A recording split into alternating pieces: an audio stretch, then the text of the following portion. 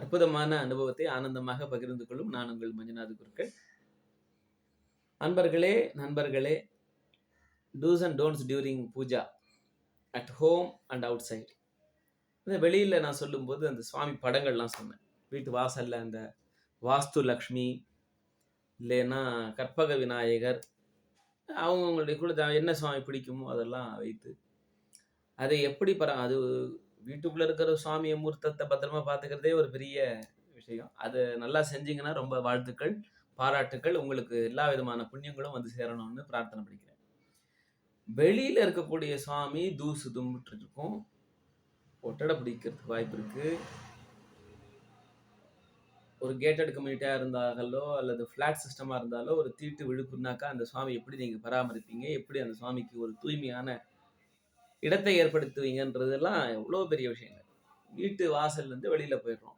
சில பேர் ஆலயங்கள் வீட்டிலேயே ஒரு நிறைய இடம் இருந்ததுன்னா, தோட்டம் துறவு மாதிரி இருந்ததுனாக்கா வாசல்லையே ஒரு சின்னதாக ஒரு விக்கிரகம் வச்சு பூஜை பண்ணக்கூடிய நண்பர்களை நான் பார்த்திருக்கிறேன். அப்படி சில பேர் வீட்டுக்கு நான் பூஜையும் பண்ணி கொடுத்துருக்கேன்.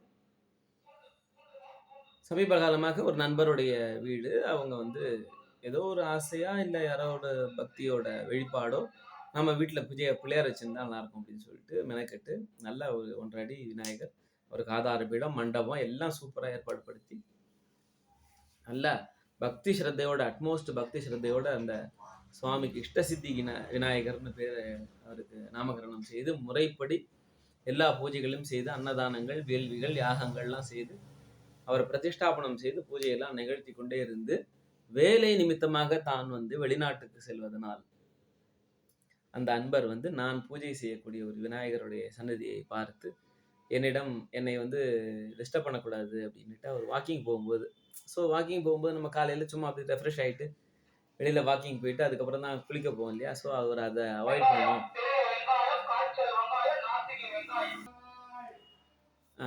அது ஒரு சின்ன ஒரு பிரேக்குக்கு அப்புறம் அது ஏதோ ஒரு வியாபாரி என்னுடைய சத்தம் என்னோட சத்தத்தை காட்டிலும் ஜாஸ்தியாக இருக்கிறதுனால கொஞ்சம் நிப்பாட்டிட்டு மறுபடியும் கண்டினியூ பண்ணுறேன்.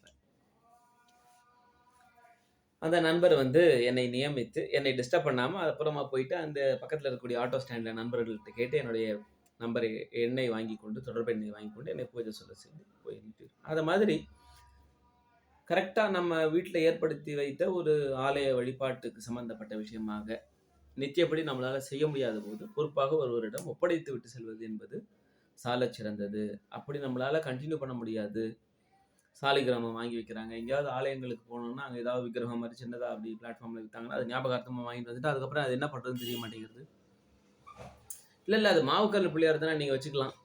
இது நிஜமாக பஞ்ச உலோகம் இல்லை, ஏதாவது ஒரு மெட்டல் தான் இருக்கும், நீங்கள் வச்சுக்கலாம். அப்படி அல்ல நண்பர்களே.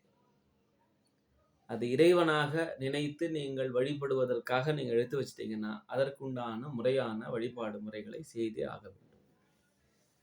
நம்ம நினைச்சப்ப அங்கே சுவாமி வர்றது, நினைக்காதப்ப அங்கே இல்லாத போதெல்லாம் கிடையாது. ஒரு தடவை நீங்கள் நம்பி அதை இறைவன் என்று உருவேற்றி விட்டால் அதற்குண்டான விஷயங்கள் அனைத்தையும் நம்ம மெனக்கெட்டு தான் ஆகணும். இப்படியாக உங்கள் வாழ்க்கையில் ஏற்பட்ட அனுபவங்களை அதை எப்படி நீங்கள் அழகாக மேற்கொண்டு வருகிறீர்கள் என்ற அனுபவத்தை என்னுடன் பகிர்ந்து கொள்ளுங்கள். வாழ்க வளமுடன், இறை அருளுடன்.